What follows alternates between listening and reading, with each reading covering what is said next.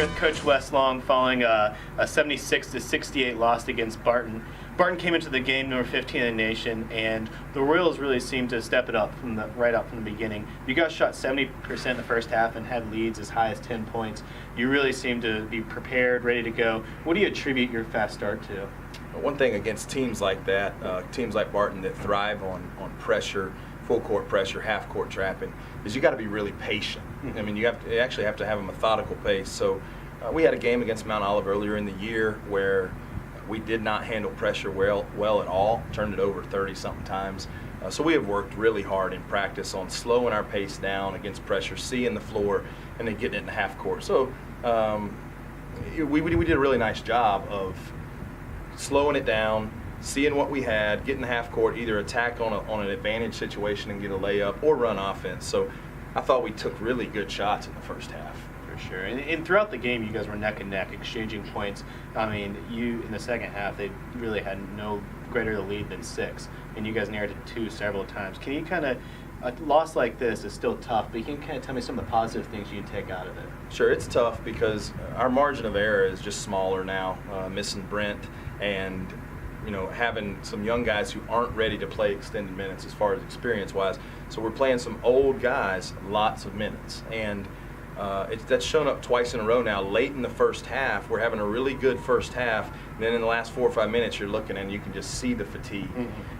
So we've got to make sure we get to a place where our young guys are giving us quality minutes early, and I tried to sub earlier tonight, to kind of extend that ability to play later.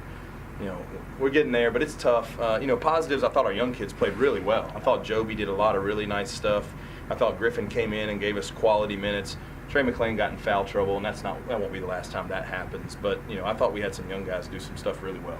Well, you were talking about old bodies. Antonio Stabler feels like he's getting older and older every game. Yeah. But once again, he had over 20 points with 27. He's really turned it on of late. Can you kind of talk about the senior season he's had, particularly this past few weeks? Sure. I'm really proud of him. We're asking him to do a lot of things, and we're putting a lot on his plate because I think he's capable of a lot.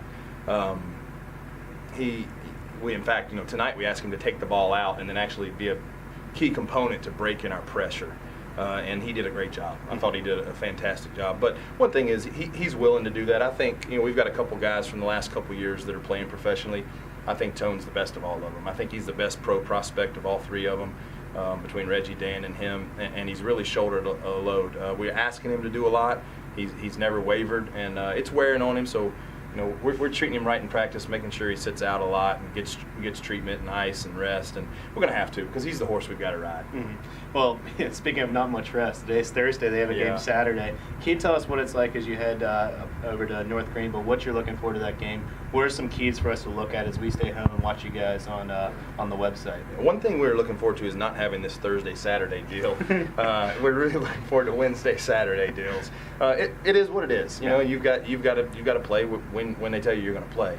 And tomorrow we'll have to go light and prepare for North Greenville and do what we can to make sure we're ready for them, and we will be. And old guys at this point, it's intellectual and mental, and just got to rest their bodies. New guys, they got to get reps and make sure that they're understanding what we're doing in actual physical situations. So that's one convenience of having really old and really young and not much in between, is I can rest old guys and they can watch young guys in practice on a day like tomorrow, and they'll get it, and then the young guys are getting it with the reps. So North Greenville, really good offensive team, pretty good defensive team, really good, well coached, and it's just a matter of us going out and make sure we execute and play our type of game. I was really proud tonight that I thought we turned the game into the type of game we wanted to play. For sure. I was talking to one of their assistant coaches after the game, and he was just raving about the heart our team showed, and particularly about Antonio. He was just talking about the game he had. But Saturday is against North Greenville. We'll be pulling for you guys to hit the road. If you want to check up all the updates and stuff, we'll be live tweeting from Queens Athletics on Twitter, and also we will have queensathletics.com have the live stream and have all the post-game information you need. Thanks so much, Coach. Thanks, Miller.